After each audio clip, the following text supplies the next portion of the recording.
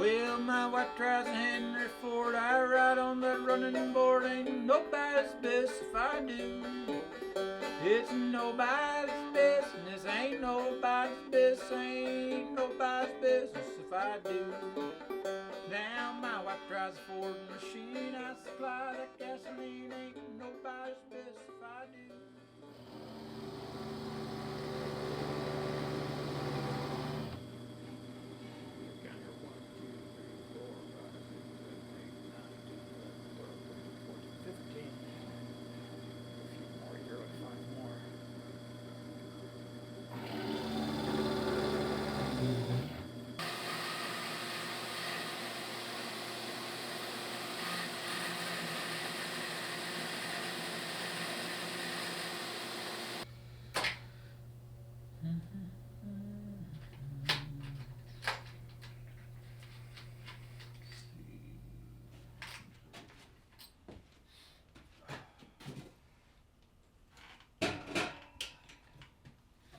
I was born in Toledo, Ohio. I was a professor brat.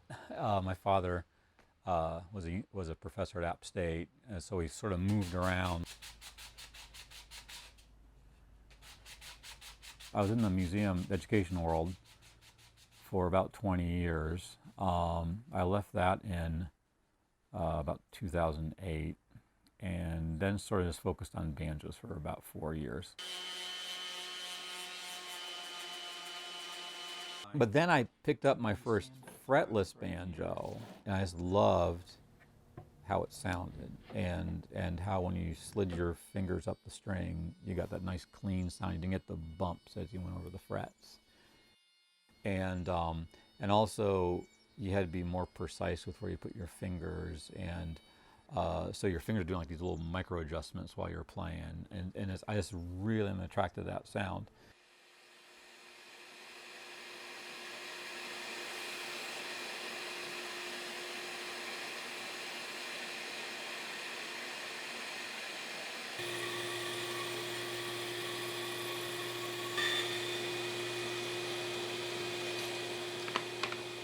And when you went to pick it up from them, the instruments up from them, you go to their house and you knock on the door, and Clifford would answer, and you'd walk into the living room. There are 2 sofas there, and his wife Maybelle was there on the sofa, and Clifford would sit down next to her, and then you sat on the other sofa, and your instrument is nowhere to be seen.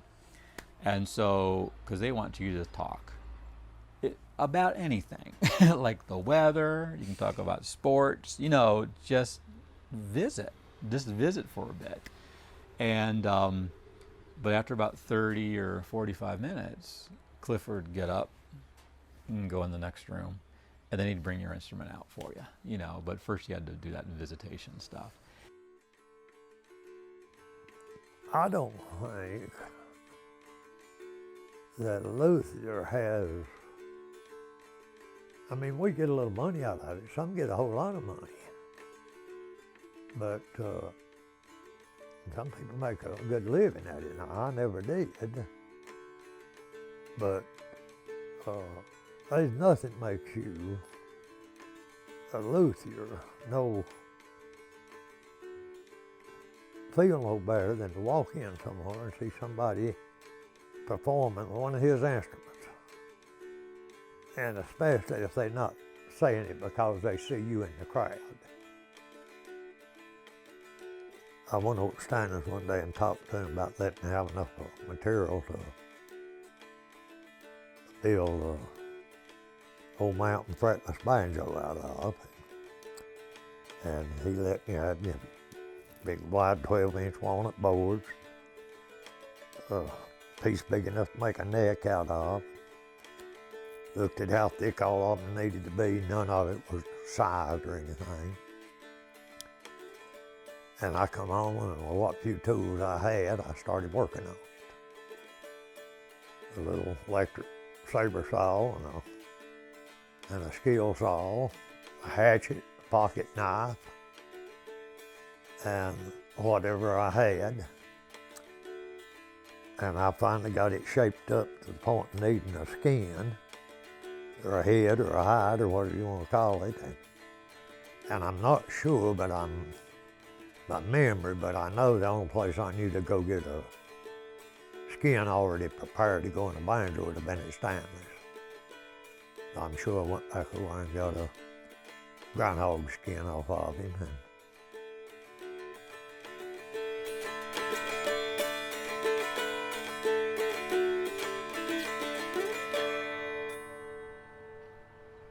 The banjos come in 4 major wooden components. There's the neck, there's the top, middle, and bottom hoop. And said the most popular combination is all walnut with a wormy chestnut top and bottom hoop. I sort of eyeball it. Sometimes I'm spot on where it needs to be, and sometimes I'm not. But that's the quaintness of one of these. I like to think of this as more like a playable folk art.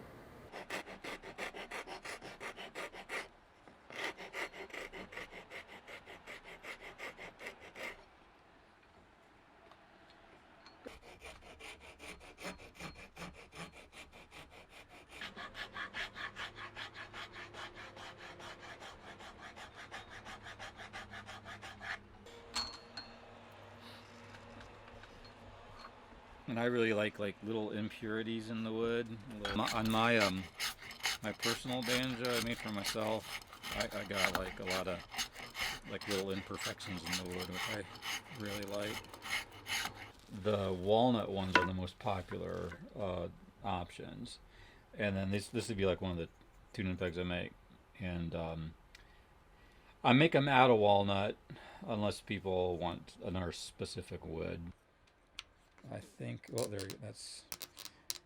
work. I'll try to deepen a little bit more. I think we need to protect the culture in a way. We need to protect the culture too, from the commercialism of tourism. I mean, tourism's great. I mean, it's great for this economy up here. But I think we really need to respect the individuals too, the individual folk artists too. I mean, Stanley Hicks and Ed Presnell and people like that, they were already doing their stuff before, the tourism and commercialism came real big. So, so I think a lot of that pure folklorist culture is sort of gone now. Cause I think some of that tourism stuff's having an influence on it now. So I said, I really can't feel bad about it because I don't know how to raise my family without the contributions that second home or housing developments or gated communities have done for this area. And I said, well, I raised 3 children. And I done plumbing and heating to take care of them and live off of them. But the local people can never go back and reclaim that like it used to be. It's gone. So, but you have mixed feelings.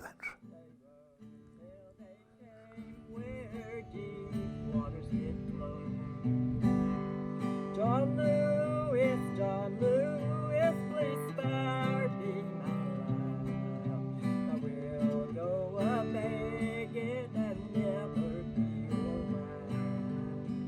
around. No mercy, I'll not spare your life. You will not go a begging and you won't be my wife. He hugged her, he kissed her, threw her all around, threw her in deep water where he